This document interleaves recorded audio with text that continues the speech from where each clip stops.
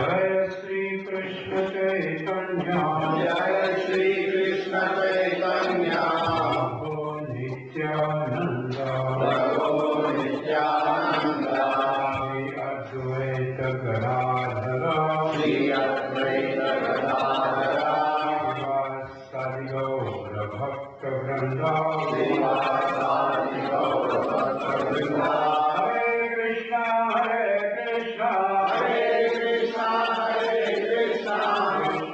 कृष्णा हरे हरे कृष्णा कृष्णा हरे हरे हरे राम हरे राम हरे Ram Ram Ram Hare Hare Ram Ram Hare Hare welcome.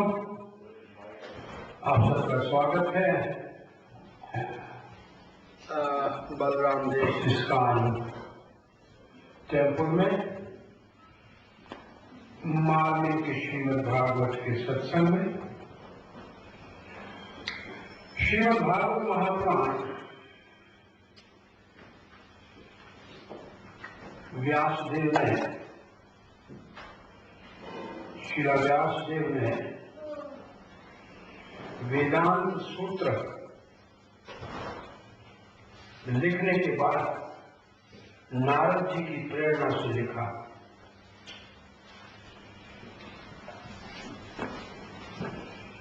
और उसका मुख्य उद्देश्य, most important single reason for compilation of Bhagavatam was directly, specifically glorify Supreme Lord Vasudeva. Krishna Bhakti. The word is directly glorify Krishna Bhakti. That is the main purpose of compilation of Srimad Bhagavatam. और भागवत में कृष्ण का जो अद्भुत लीलाओं में दामोदर लीला सब लीलाओं का सरमोर है। It is the climax of the past time of supreme Lord. इसकी विशेषता क्या है, इसमें मुख्य बात क्या है? भक्ति जितत्व। भगवान भक्ति के द्वारा जीते जाते हैं। भगवान अजीत है, इनकॉन्करेबल है, लेकिन भक्ति में इतनी शक्ति है कि भगवान भक्ति से बंध जाते हैं। ये नहीं लिखा है कि रस्सी से बंध गए हैं। क्या लिखा है? यशोदा के प्रेम से बंध गए। प्रेम से बंध जाते हैं, रस्सी से नहीं बंधते। तो भगवान अपने भक्तों को अपने से एक बार कलकत्ता में, जहां भक्तों इस्कॉन का पहले मंदिर था, तो जो मकान मालिक था वो भक्त था बहुत बड़ा। वो प्रभुपाद जी के भक्तों को कहने लगा एक दिन, अच्युतानंद स्वामी को,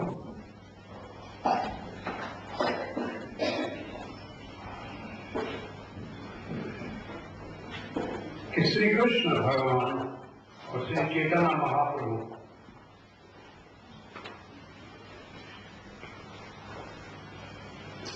इन दोनों में श्री चैतन्य महाप्रभु महान है। कृष्ण महान तो है ही, लेकिन दोनों अवतार में चैतन्य महाप्रभु महान है। रीजन दिया, श्री चैतन्य महाप्रभु नमो महावदन्या बड़े दयालु अवतार है। जैसे दूध होता है तो दूध के अंदर मक्खन सबसे ज्यादा महत्वपूर्ण है, ऐसे ये अवतार भगवान का महान है। तो चिदम्बरानंद स्वामी ने आके पूछा श्री प्रभुपाद से, श्री प्रभुपाद ये हमको कह रहा है कि कृष्ण से चैतन्य महाप्रभु का अवतार महान है। प्रभुपाद थोड़ी देर चुप रहे। पास के बाद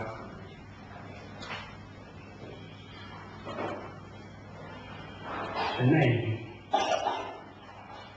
राधा रानी इज महान। Then Prabhupada said, the devotee of Krishna is greater than Krishna. भगवान से भगवान का भक्त महान है, नंद यशोदा महान है। इसलिए इस प्रसंग में एक श्लोक आएगा, in this chapter there is a verse, जो सुख ब्रह्मा को, शंकर को, लक्ष्मी को नहीं मिला। ब्रह्मा प्रवृत्ति मार्ग के आचार्य है, सृष्टि करता है, भगवान के शरीर से उत्पन्न हुए हैं, कमल से, विष्णु के अंग से उत्पन्न हुए, भगवान का डायरेक्ट डिसाइपल है। Brahma is direct disciple of Lord Vishnu और वेद का आचार्य है, प्रवृत्ति मार्ग, और लॉर्ड शंकर निवृत्ति मार्ग के आचार्य हैं। कुछ सब कुछ दुनिया का छोड़ के बैठे हुए, घर भी नहीं बनाया अपने लिए। उन दोनों को जो आनंद नहीं मिला, जो सुख नहीं मिला, और लक्ष्मी जो भगवान की छाती के ऊपर है, चरणों की सेवा करके उसको जो सुख नहीं मिला, वो इस गोपी को मिला, यशोदा को मिला।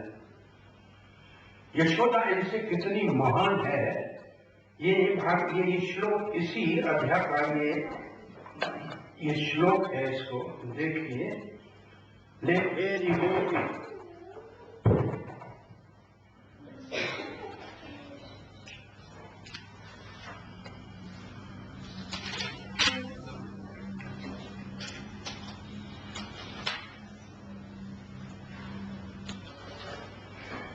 नेयं वृंचो न भवो न श्रीयपि अंग संश्रया।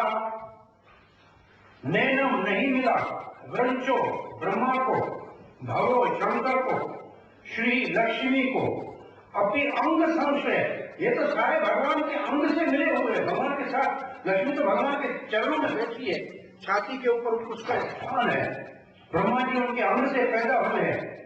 प्रसादम, भगवान की कृपा। ले भेरी गोपी यत प्राप्य विमुक्तिदात।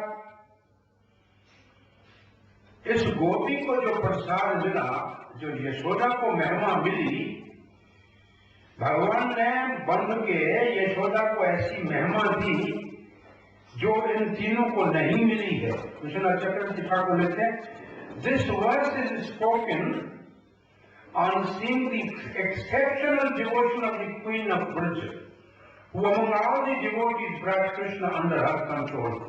Vimukti here means Vishesh Mukti, specialized liberation or prem.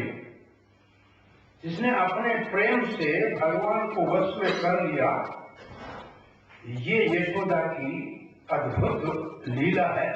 भगवान ने इस लीला में वृंचो, ब्रह्मा, ऐसी ब्रह्मा को कभी नहीं मिली। हम देखते हैं ब्रह्मा जी प्रार्थना करके 14वें अध्याय में ब्रह्मा जी प्रार्थना करेंगे भगवान श्री कृष्ण को।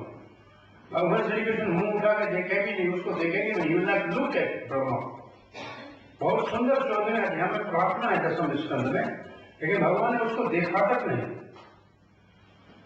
और शंकर, इन सबको जो नहीं मिला, 3 नेगेटिव प्रोनाउंसमेंट्स, नैनम न भवो न श्री, 3 बार रिपीट हुआ है ये। इंद्रिय, ये किसको मिला? ये प्रसाद केवल यशोदा को मिला। भगवान शंकर ब्रह्मा, सन ऑफ भगवान का पुत्र है। आदिदेवो जगदाम परो गुरु। और सब वैष्णव में वैष्णव नाम यथा शंभु है।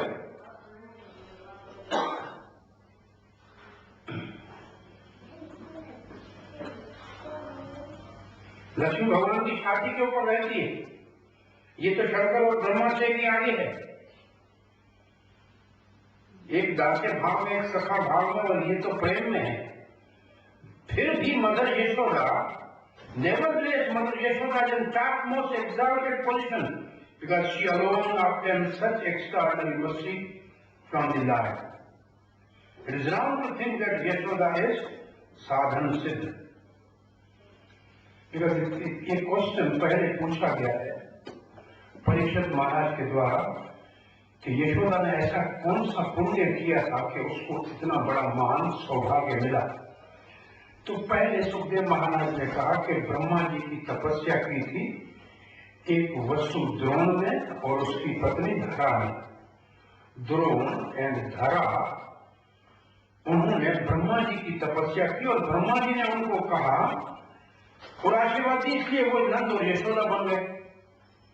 ये 8वें अध्याय में है, in 8th chapter this is the description. Parikshit Maharaj कहते ब्रह्मा जी खुद को जो सुख नहीं मिला,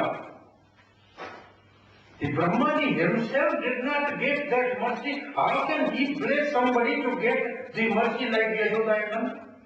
So Parikshit was not satisfied with this answer.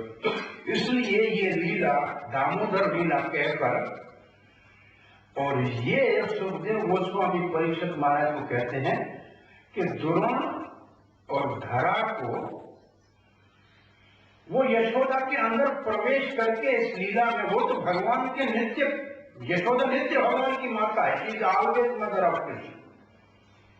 वो तो नित्य माता भगवान की माता है। द्रोण और उसमें धरा उसमें प्रवेश किया, नंद में द्रोण ने प्रवेश किया, तो उनको इस लीला का रसास्वादन मिला। लेकिन नंद और यशोदा, ये ब्रह्मा के आशीर्वाद से कैसे मिल सकता है जब ब्रह्मा खुद को नहीं मिला? तो ये जो लीला है कि भगवान प्रभुपाद ने उसने कहा, उस दिन कहा चैतन्य महाप्रभु इज मर्सीफुल,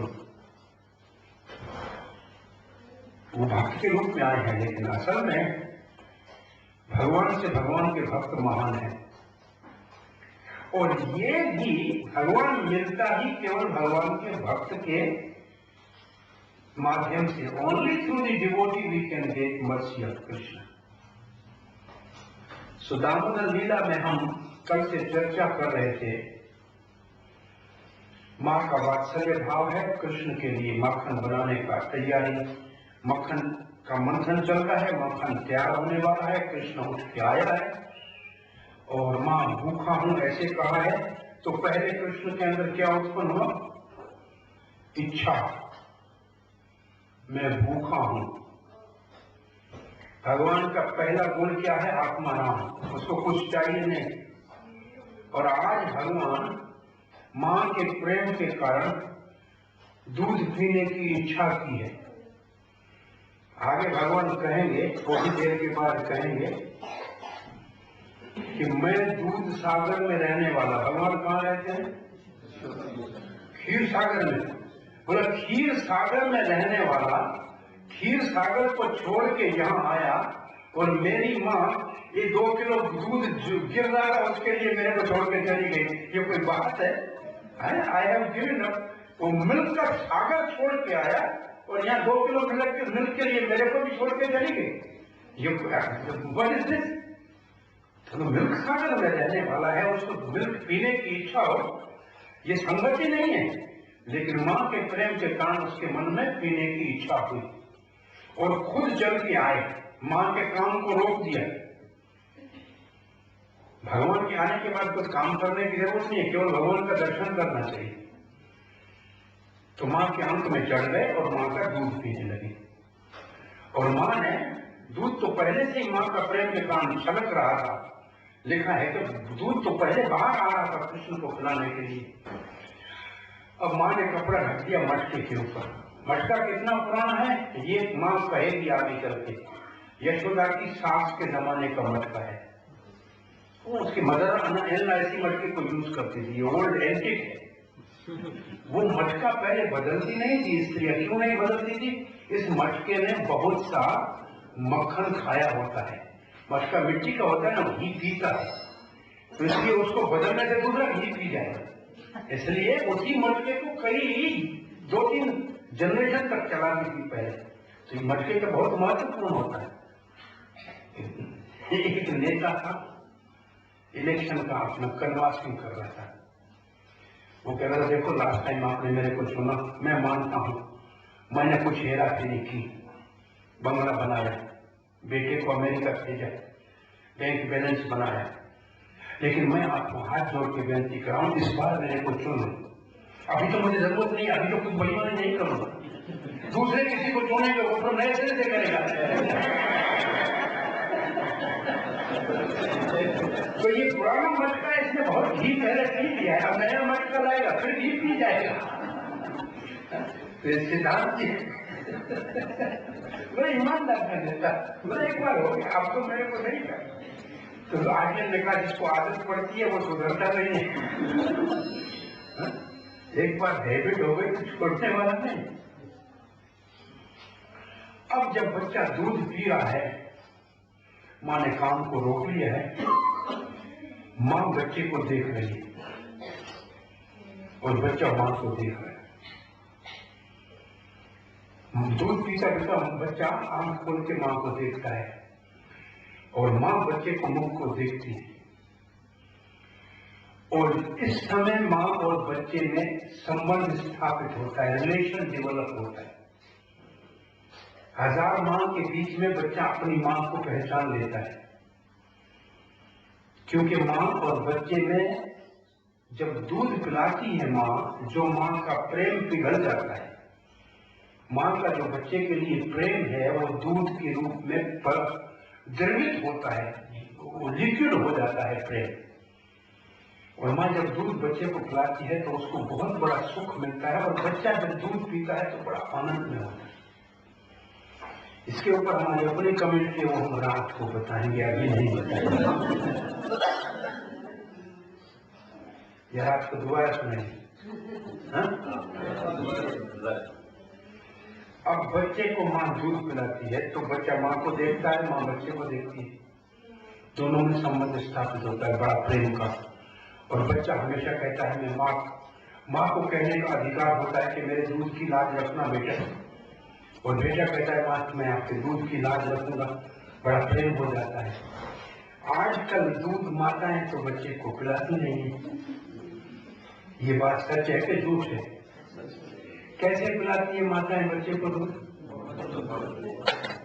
बच्चे ने दूध बोतल उठाई, दूध पिया और बोतल को देख के प्रेम हो गया। ऐसा बोतल से प्रेम होता है बच्चे का, मुस्कुराता है बोतल को देख के। 10 साल से पहले ही 20 रुपया लेके कोको कोला पीता है। अरे क्यों पीते हो? इसी से प्रेम हुआ, बचपन में तुमने बोतल दिया तो बोतल से प्रेम हो गया। तो 18-20 साल के बाद तो जानी वाकर आपने दिया बोतल, तो बोतल से इतना प्रेम हो गया। 40 से पहले अस्पताल में ग्लूकोज की बोतल, बोतल की परंपरा। माताओं को बच्चे को बोतल दिखानी ही नहीं चाहिए। तो एक माता बैठी, मुझे बोला, हम बोतल से थोड़ी पिलाते हैं, हम तो चम्मच से पिलाते हैं। मैंने बोला, बहुत चमचे हो गए, बहुत हो गया, हम भी उसकी भी नहीं, अब चमचे को भी हटाओ, बहुत हो गए। तो चमचे से प्रेम करेगा, चमचा होगा। तो जरा हृदय का दूध पिलाया करो मेरी माँ, बहुत महत्वपूर्ण है। प्रेम से बच्चे को दूध पिलाना चाहिए। अब माँ ने बच्चे को दूध पिलाते पिलाते सामने चूल्हे के ऊपर चढ़े हुए बर्तन में जो दूध गर्म होने के लिए रखा था उसको उफनते हुए देखा। अब यशोदा ने क्या किया? उस दूध को देखकर मां ने कन्हैया को नीचे रख दिया और भागते हुए उस दूध को उतारने के लिए चली गई। अब क्या होने लगा?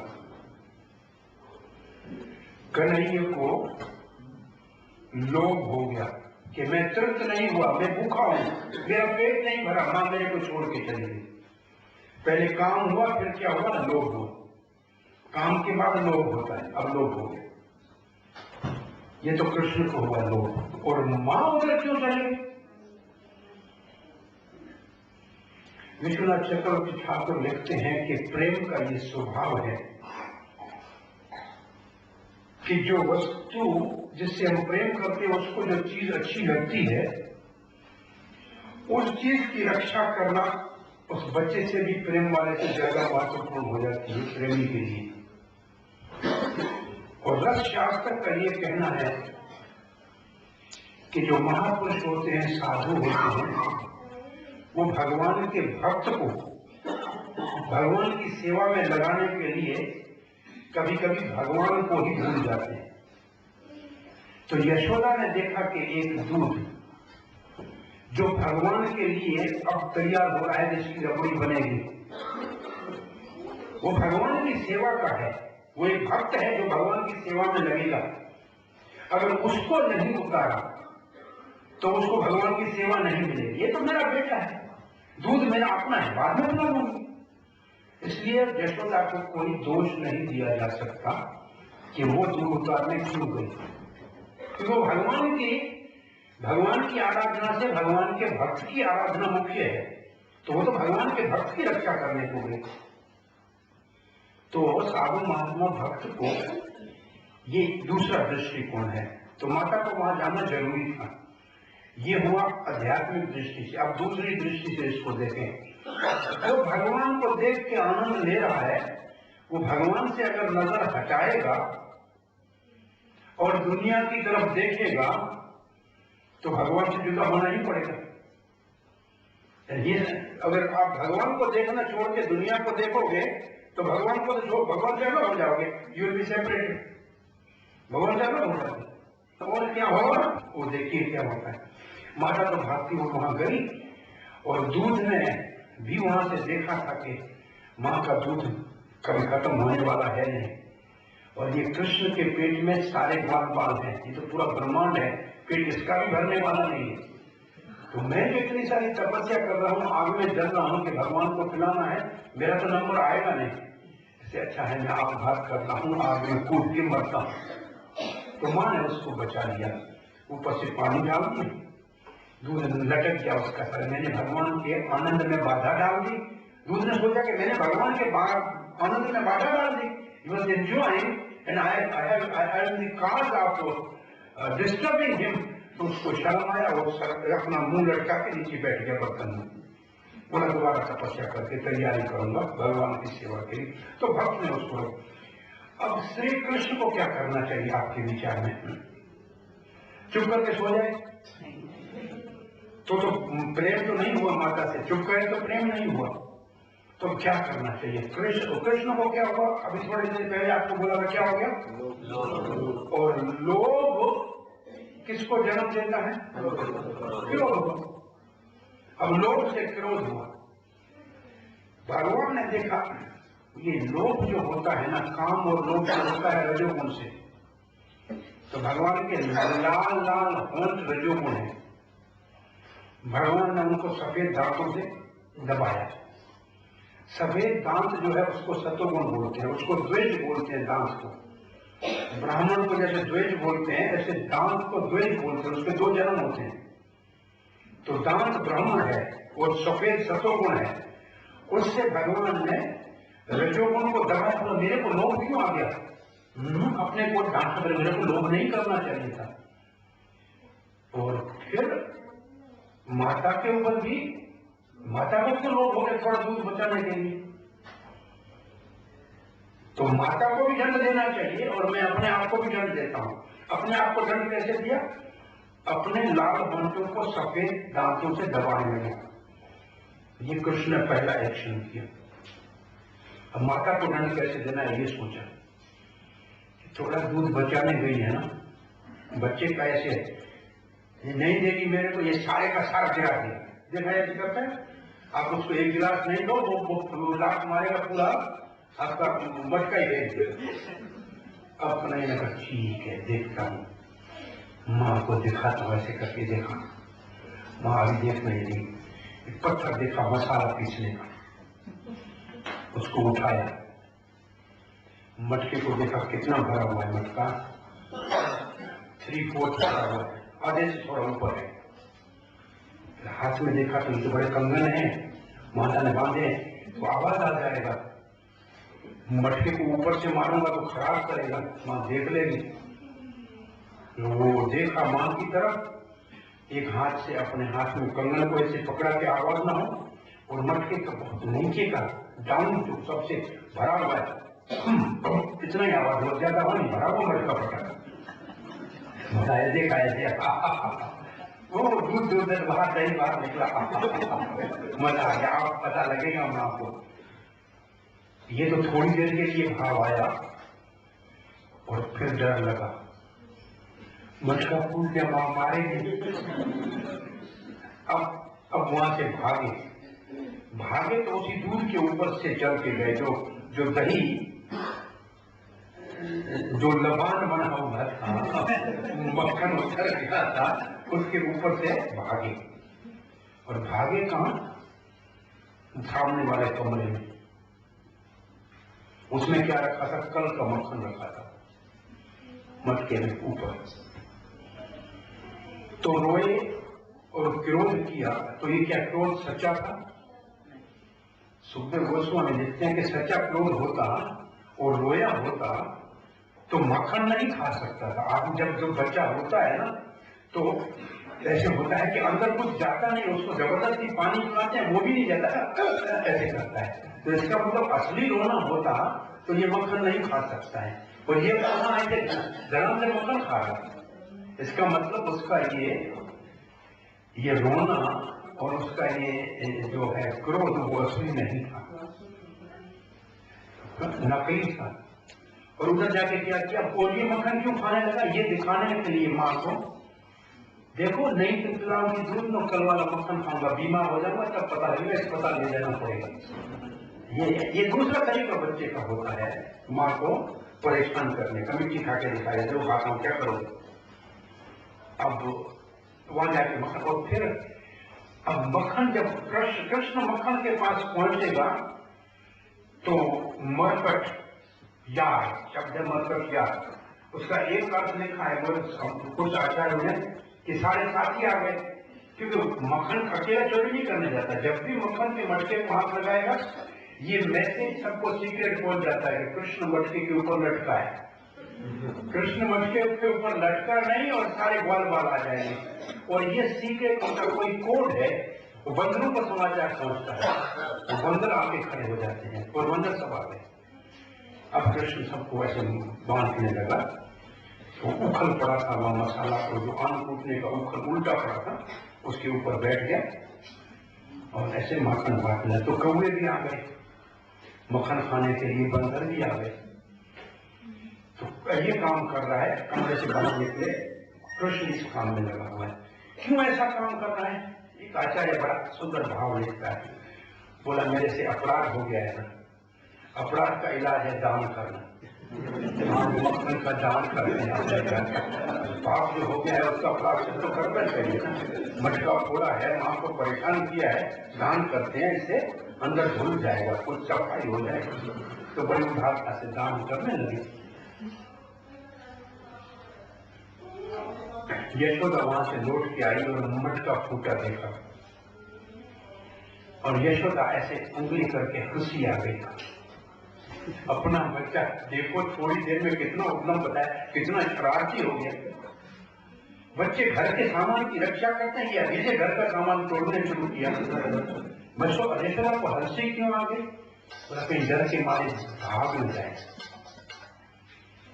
तो यशोदा को बच्चे के इस काम के ऊपर हंसी आई, क्रोध नहीं आया। लेकिन यशोदा ने सोचा कि मैं अगर इसको अभी पकड़ नहीं लिया तो घर में रहेगा नहीं, डरेगा, मटका फोड़ा है, वो चला गया वन में, तो इसने खाया, नाश्ता नहीं किया, भूखा है, तो बड़ा बच्चे कष्ट होगा। इसलिए प्रेम इतना हुआ कि जाके इसको देखो है कहां पे है। तब तक माता ने बंदरों को कूदते देखा और कौओं को उड़ते देखा, बोला यही होगा, इनका दोस्त है, सब बंदर इसके दोस्त हैं, मरकट में तो यही होगा। तब मां को दिखाई दिया नीचे कृष्ण के पांव के निशान, कैसे वो अभी कृष्ण 3 साल का हो गया तो पाँव के जो सुंदर सुंदर उसके ऊपर निशान थे, एलिफेंट का, राड का और ध्वजा का और अंकुश का, वो दिख रहे थे। वो निशानों को देख के पीछे गई और जाते हुए बंदर देखे, कौवे देखे और कृष्ण को ताड़ना करने की इच्छा थी। इसने गाय को हाँकने वाली लाठी हाथ में उठा ली यशोदा ने। यशोदा को हाथ में लाठी देख के बंदर भाग गए, कौवे भागे, सब भागे। कृष्ण ऐसे देखा, हाँ देखा, भयभीत होके देखा कि ये सब भाग क्यों रहे, मक्खन दे रहा हूं फिर भी भाग रहे, कोई बात है। तो पीछे देखा कि माँ के हाथ में लाठी है और आ रही है और उछल से कूदे और भागे। ये पहला श्लोक शिक्षा अपने दामोदर का कड़िया पूरा होता है कि यशोदा के भय से उखल से कूद के भागे। लेकिन थोड़ा आगे लिखा है, और अब भागे कोई माँ का दो रूम का फ्लैट तो था नहीं कि कहाँ भाग के जाएगा। यह तो यशोदा, ये तो नंद बाबा का गौशाला के घर के आगे तो हजारों गाय होती थी कई किलोमीटर में, तो ये तो भागने लगा अभी। तो कन्हैया ऐसे जाके एक पेड़ के पीछे ऐसे करके ऐसे टर्न खा के घूम जाए, अब माँ यशोदा कब कैसे जाए, उसके दो पेड़ों के बीच में ऐसे घूमे ऐसे गोल गोल, इतना हमारा टर्न इतना ज्यादा नहीं होता है जैसे भाई। अब ये छोटे बच्चे भागे और मैं उसके पीछे भागूं, ये तो ट्रैक्टर का भागना हुआ तो कैसे पकड़ेगा, तो बड़ी समस्या हो गई। तो माँ को भागते भागते फूल गिरने लगे, जूड़े से फूल गिरने लगे। तो आचार्यों का भाव है कि आदमी एक बार भगवान से जुदा होकर संसार के लोभ में पड़ भी जाए दूध बचाने के लिए, तो नुकसान तो सहना पड़ेगा, मटका फूटेगा। सामान बचाया 1 किलो और गया 15 किलो। भगवान को छोड़ के दुनिया में जाओगे तो पहले तो नुकसान उठाना पड़ेगा। लेकिन फिर भी अगर भगवान के पीछे भागोगे और सब कुछ भूल जाओगे, पानी से फूल भी गिर रहे हैं, वो उस फूल का भाव, तो फिर भगवान के पीछे भागोगे तो भगवान को हाथ लगाना आपको संभव है, भगवान तक पहुंच सकते हो। फिर भगवान के पीछे भागना चाहिए सब काम छोड़कर। तो ये सब काम छोड़कर कन्हैया के पीछे भाग रही, और पीछे भगवान के पीछे अधर्म होता है। तो पीछे आदमी जब तक देखेगा तब तक दोष ही दिखेंगे। तो यशोदा ने पीछे से जाके परामृष्टम, पीछे से अत्यंत दुर्दय, बहुत बड़ी परिश्रम के बाद बहुत भागी यशोदा। जहाँ भागवत में लिखा है कि माँ का शरीर भारी था, माँ का रंग सांवला था और शरीर भारी था, नितंब का स्थान बहुत भारी था और माँ को दौड़ने में बहुत परिश्रम करना पड़ा।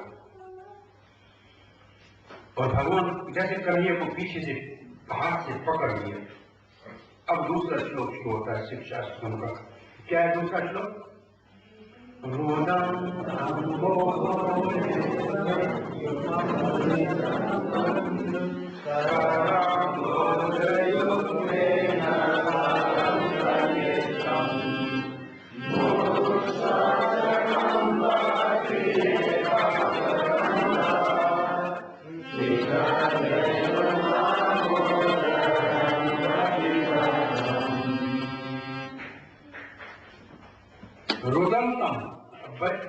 अब माँ ने क्या किया? माँ के पास क्या ताकत थी?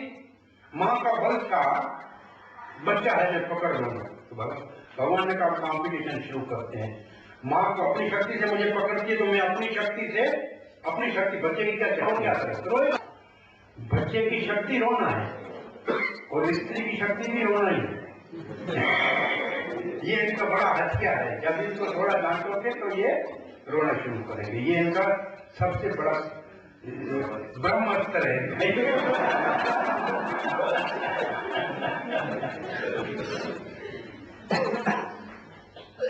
कन्हैया ने रोना शुरू किया तो रोना जब शुरू किया, रुदंतम, मुंह युग में दोनों आंखों से मर्दन समय से मरने शुरू किया। माने का तुम्हारे को बंद होगी तो कन्हैया ने बोला तुमसे आंखों में काजल नहीं लगाऊंगा, तुमने लगाया है ना, काजल निकालता हूं सारा, ऐसे करके ऐसे निकालते हैं, तुम्हारा लगा हुआ सारा काजल निकाल दूंगा। तो तुमसे आंसू नहीं पूछवाऊंगा, पहले मां रोता था कन्हैया तो मां आंसू पूछती थी, आज नहीं पूछवाऊंगा। ये उसका क्रोध यही है, गुस्सा दिखा है। तो दोनों आंखें जो है भगवान के, उसको माना जाता है सूर्य और चांद, चंद्र सूर्य, और उनमें काला कलम लगाया। तो आचार्य एक भाव लिखते हैं कि आदमी कितना भी साधु संत हो, कितना भी मेहनत करे, कितना भी साधन भजन करे, लेकिन अपनी कलंक को स्वयं नहीं धो सकता है भगवान की कृपा से। तो दोनों आंखों में काजल का कलंक था। दोनों सूर्य और चंद्र बड़े महात्मा थे, लेकिन भगवान जब तक साफ नहीं किया तब तक बेचारे साफ नहीं हो पाए। तो भगवान की कृपा जब तक नहीं होती है तो हमारे से भी कलंक नहीं उतरेगा, कितना भी साधन भजन करे। और भगवान रोए क्यों? क्या डर गए थे? बोला डर नहीं गए थे, इस बात से डर गए थे कि वेद में लिखा है कि जो मेरा दर्शन करे उसका काम क्रोध लोग समाप्त हो जाता है। और ये मेरी मां के सामने मैं खड़ा हूं और इसको क्रोध आ रहा है, इसलिए मेरे को रोना आ रहा है, क्या मेरा शक्ति समाप्त हो गया क्या? भाई वेद शास्त्र में लिखा है भगवान का दर्शन हो तो काम क्रोध चला जाता है, पर मैं इसके सामने खड़ा हूं और इसको क्रोध आ रहा है, इसलिए भगवान को रोने आ गया कि क्या बात, मेरे को क्या हो गया? देखने लगी कि मैं वो भगवान मैं भूल गया क्या? मेरे को देख के लोग शांत होते हैं और यहाँ माता जी को क्रोध आ रहा है, इसलिए भगवान को रोना आ गया। तो दोनों हाथों से मजने लगे और लिखा है ऐसे कि आंखों के बदन सब काजल नीचे आ गया, आंखें साफ हो गई। और जैसे भगवान की आंखें साफ हुई तो यशोदा मां ने देखा कि डर गया है मेरा बच्चा, मां को कोई मारना तो था नहीं, थोड़ी सी ताड़ना करनी थी, मारने का इच्छा नहीं था। और बच्चे ने रोने में फिर अब थोड़ा असली रोना आ गया, और रोने में उन्होंने क्या किया, मुंह श्वास कंप,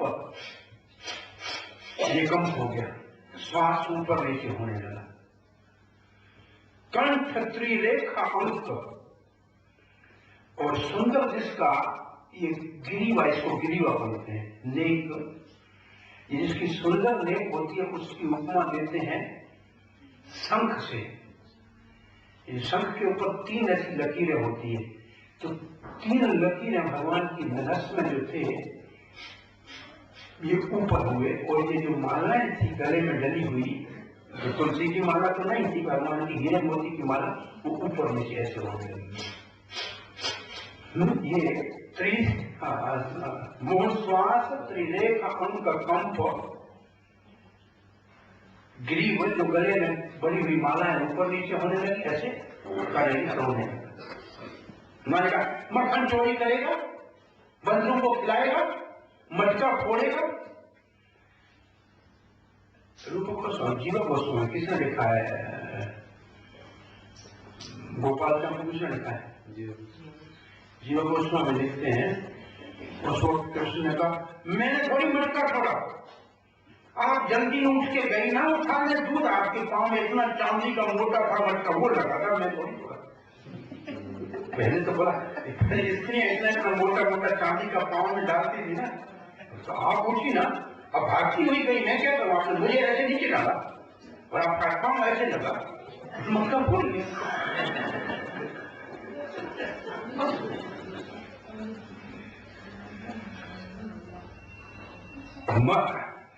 मानो बंदरों को मक्खा खिला रहा था। कुछ आचार्य लिखा, भगवान ने कहा देखो ये क्या राम अवतार में बेचारे कुछ तनख्वाह नहीं दी, वो लंका तक चले, इतना बड़ा काम किया, 1 रुपया नहीं दिया, अब इतना मक्खन है तो खाने दो ना बेचारों को, इनको देना ही पड़ेगा। ये पुराने हमारे साथी मित्र हैं वे, गोपियां कभी कभी कहती थी हमारे घर में कन्हैया आता है 2-4 भक्तों को लेकर और कहता है दही दो, दूध दो, मक्खन दो, मेहमान आए हैं, खिलाना है। तो हम दे देते हैं, हम किसी जाके देखते हैं तो बंदरों को खिलाते हैं। हम कहते हैं तुम्हारे मेहमान, बोले यही मेहमान है, ये हमारे पुराने फ्रेंड है, वापस आ गए, तो इसको खिलाना हमारा वो उधार नहीं, इसकी बहुत पुराना इनका रहा हुआ है, हमारे ऊपर कर्जा उतार रहे हैं, कभी पैसा नहीं लिया, ब्राह्मण अवतार बड़ी सेवा की। अब मां ने जब कहा कि रोते हुए देखा कन्हैया कांप रहा है, तो मां ने हाथ से छड़ी को फेंक दिया। कृष्ण को जैसे कपड़े अभी एक हाथ से पकड़ा है, मटका फोड़ा, चोरी की, तो वो मां की तरफ नहीं देखा है, वो लाठी की तरफ देख रहा है। कैसे देखा? सातांश नेत्र, भयभीत नेत्र है। नेत्र कैसे? वो क्यों भयभीत है? वो छड़ी को देख रहा है, बाहर की दृष्टि से माता के हाथ में लाठी को देख रहा है। मारना मत, अभी नहीं तोड़ूंगा, फिर अभी नहीं तोड़ूंगा, अभी नहीं करूंगा, जैसे बच्चे कहते हैं। तो मां ने छड़ी को फेंक दिया। मां ने छड़ी को फेंकते ही कहा देखो आज तेरे को खेलने जाने नहीं दूंगी तुम्हारे साथियों के साथ, आज माखन खाने को नहीं दूंगी और दाचे को बांध के रख दूंगी। तो मां ने ये बातें कही, कहीं चुप खड़ा, कुछ सुना नहीं, कुछ अंदर से बोल दिखाओ बांध के। मां के मन में बांधने का विचार क्यों आया? कि अभी तो बहुत डर गया है, अब कहीं भाग न जाए, इसलिए इसको बांध के रखती हूँ, जाके थोड़ा सा दूसरा मक्खन निकाल लेती हूँ और थोड़ा कुछ बना के इसको भोजन खिलाऊंगी। तो मां का भाव वात्सल्य था बांधने का, और थोड़ी सी बच्चे की ताड़ना करने की, अपना था तो थोड़ा सा डरा के नहीं रखेंगे तो बच्चा उधम मचाएगा, तो मां का ये भाव था। अब बांधने के अब तब तक क्या हुआ, तब तक तो गोपियां अड़ोस पड़ोस से आ गई कि बच्चे को दौड़ते देखा, यशोदा को घूमते देखा, पीछे तो गोपियां खड़ी हो गई आगे चारों ओर से। क्या करे यशोदा? बोले इतना छोटा है, मटका फोड़ दिया, आज इसको बांध के रखूं। काम पर एक रस्सी लिया, किसी ने तो बोला कि देखा कि पहले जूड़े में रस्सी पड़ी थी, उसको निकाला पतली वाली रस्सी को और उखल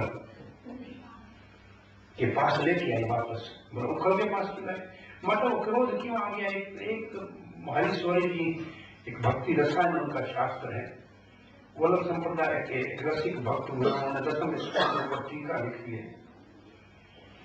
उन्होंने कहा मां ने देखा कि और कितना भी शरारत करे मुझे चिंता नहीं है, ये खल का संग कर रहा है ना, ये खराब है, इसलिए उखल खल है, इसके संग में मैं इसको रहने नहीं दूंगी, ये खराब हो जाएगा बच्चा। और दूसरा भाव लिखा है, जब मां बच्चे की उपेक्षा कर देती है, उपेक्षा का मतलब निग्लेक्ट कर देती है, उतार के नीचे, तो फिर तो वो खल का संग ही करेगा। जो मां बाप बच्चे को नहीं देखेंगे वो बदमाशों के संग में चले जाएंगे। तो मां ने कृष्ण को क्या नीचे छोड़ा, उसने जाके खल का संग किया, वो खल है, मतलब खल का संग करता है। और इसका इलाज क्या है? बोला खल के साथ ही बांध दो, ज्यादा इसके साथ रहेगा तो अपने आप इससे संग छूट जाएगा। तो ये मां के नंबर उखल से बांधने का उसका भाव था, खल के साथ बांधने से खल अपने आप खल के साथ संग छूट जाएगा। मां ने उखल में एक रस्सी बांधी, दूसरी तरफ से कन्हैया के पेट में बांधने को लाई, छोटी होगी रस्सी, तो मां ने समझे शायद रस्सी छोटी है, एक और रस्सी ला, रस्सी को टाई किया, एक फिर टूट दो, एक और 10, 12, 20 रस्सियां इकट्ठी हो गई। सुबह का टाइम अभी 5-6 बजे, सूरज मुश्किल से उगा है, 4 बजे से मां ने तो मंथन शुरू किया था। ये घर में ये सुबह हुई है, गोपियां इकट्ठी हो गई है और गोपियां हंसने लगी, हे नंदरानी, इसके भाग में बंधन नहीं लिखा है, छोड़ दे। अब यशोदा को एक तो आश्चर्य हो रहा है कि रोज सुबह सुबह एक काला धागा इसकी कमर में बांधती हूँ कि इसको नजर न लगे, मुट्ठी भर कमर है, रोज काला धागा बांधती हूँ, ब्लैक थ्रेड रोज बांधती हूँ। आज ये इतनी रस्सियां इकट्ठी की है और बंद नहीं रही है, ये क्या आश्चर्य क्या है? क्या हो रहा है? गोपियां कहती मत बांधो, यशोदा कहती शाम हो जाए, मैं इसको बांध के रखूंगी। इतना छोटा बच्चा है, कैसे नहीं बंधेगा, और रख के लाओ। जब मां ने ये कहा कि शाम हो जाए बांध के रखूंगी, हमारी मां का ये दृढ़ संकल्प देखा तो पहली बार कृष्ण ने आंख उठा के यशोदा को देखा। और यशोदा को जैसे कृष्ण ने देखा कि मां तो पसीने से पूरी भीग गई, मां तो पसीने से भीगी हुई है, बाल सारे फूल बालों से गिर गए हैं। भगवान के हृदय में मां के परिश्रम को देखकर, हार्ड लेबर और एंडेवर और डिटर्मिनेशन भगवान को बांधने को देखकर करुणा का उदय हुआ। अभी तक भगवान की जो अचिंत्य शक्तियां हैं वो भगवान को बंधन में डालने नहीं देती थी। पर इस ब्रह्मांड में क्या चीज है जो भगवान से बाहर है? तो एक रस्सी भगवान के चारों ओर कैसे आ सकती है जो पूरी दुनिया जिसके अंदर समाई हुई, जिसके अंदर और बाहर का पता नहीं है, उसको रस्सी कैसे घुमा के बांधोगे? एक श्लोक ऐसा है। वो भगवान की शक्तियां बंधन में आने नहीं दे रही थी। लेकिन जैसे ही करुणा शक्ति का उदय हुआ भगवान के हृदय में, यशोदा को पसीने से शराबोर देखा और यशोदा के बालों से फूल गिरते हुए देखे, मां को थका हुआ देखा। मां थकी हुई, पहले तो सवेरे उठी थी, फिर कितना परिश्रम करके मंथन किया था, और करती नहीं थी, रानी थी, और इतना हाथ तो पहले से थके हुए थे, और फिर इसके पीछे भागी और दौड़ दौड़ के थकी इतना सारा। ये तो आप एक दिन पिकनिक में गए, अभी तक थके हुए। तो माता जी एक तो दौड़ी, एक सुबह सुबह मंथन किया और फिर इसने शैतानी की, तो मां को थका हुआ दिखाई में भगवान की करुणा का उदय हुआ, और करुणा आते ही बाकी सब शक्तियां शांत हो गई। करुणा सबकी रानी है। भगवान के हृदय में दया उत्पन्न हो जाए भक्त के लिए तो फिर बाकी कोई शक्ति नहीं रहती है। और यशोदा ने गांठ लगाई, भक्ति जितत्व, भक्ति के द्वारा भगवान बंध गए, यशोदा के प्रेम से बंध गए कृष्ण। तो 2 उंगल रस्सी छोटी हुई, इसके 2 बहुत से कारण लिखे हैं, लेकिन मुख्य कारण ये है, 1 उंगल भक्त का प्रयास।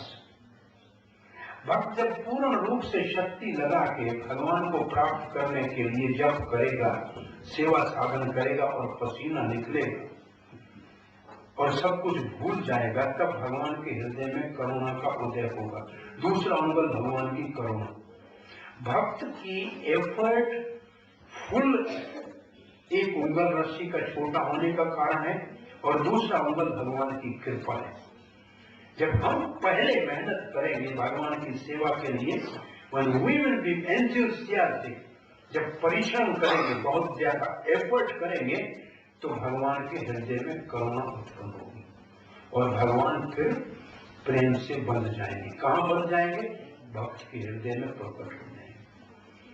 तो हमको अपनी सेवा को लगन के साथ करना चाहिए और थकावट की परवाह नहीं करनी चाहिए भगवान की सेवा में।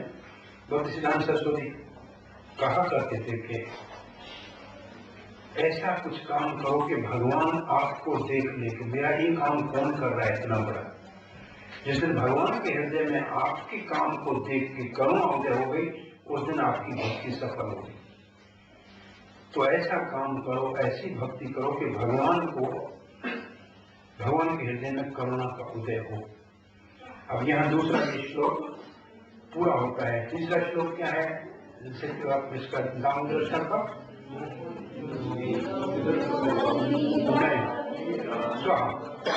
क्या है? पहला जब क्या है? लीलादि आनंद कुंडे सघोषम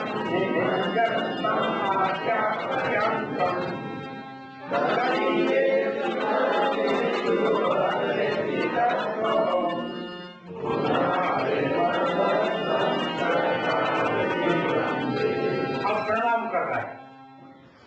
100 बार मैं प्रणाम करता हूं भगवान। किसको प्रणाम करते हो? इति दृक्, जिसकी ऐसी दशा है। कहां करता है? केवल गोकुल में सघोषम, अपने, और तभी ये अपने भक्तों के संग ये लीला करता है, और कहीं किसी से बंधने वाला नहीं। ये लीला केवल अपने भक्तों को आनंद में डुबाने के लिए करता है। आनंद के सागर में क्या शब्द लिखा है, क्या है? आनंद कुंडे निमज्जनतम। आनंद के कुंड में, जैसे जो राधा कुंड और श्याम कुंड, ये कुंड है ना, मतलब बहुत पानी का, जल का सरोवर, ऐसे आनंदाम्बुधि वर्धनम, आनंद के कुंड में भक्तों को डुबा देता है। काय के लिए? आख्यातम, उनकी इतनी ख्याति बढ़ाता है, उनको इतना प्रसिद्ध कर देता है। क्या प्रसिद्ध? दुनिया को क्या सुनाना चाहता है? भक्ति तम मुझे तत्वों में भक्तों से हार जाता हूं, भक्त जीत जाते हैं। भक्तों की महिमा को प्रकाशित करने के लिए, ख्याति का मतलब होता है एडवर्टाइज, भक्तों की महिमा को एडवर्टाइज करने के लिए, और भक्तों को आनंद के समुद्र में, आनंदाम्बुधि वर्धनम प्रतिपदम, कि भक्त आनंद के समुद्र में इतना मगन हो जाए कि उनको दुनिया के सारे झंझट भूल जाए, और दुनिया के लोग उन भक्तों को जुग जुग तक, युगायुग तक, जब तक सूर्य चांद हो तब भी उनके भक्तों के गुण लोग गाते रहें। उनको ये ख्याति देने के लिए भगवान ऐसी लीला करते हैं। ऐसे भगवान को मैं 1000 बार, 100 बार नमस्कार करता हूं। तो ये अब प्रार्थना करता है सत्यव्रत मुनि, और भगवान की ये लीला जो गोकुल में हुई है, ऐसी लीला केवल भक्तों को आनंद देने के लिए और भक्तों की महिमा विश्व में विख्यात करने के लिए होती है। हरे कृष्ण।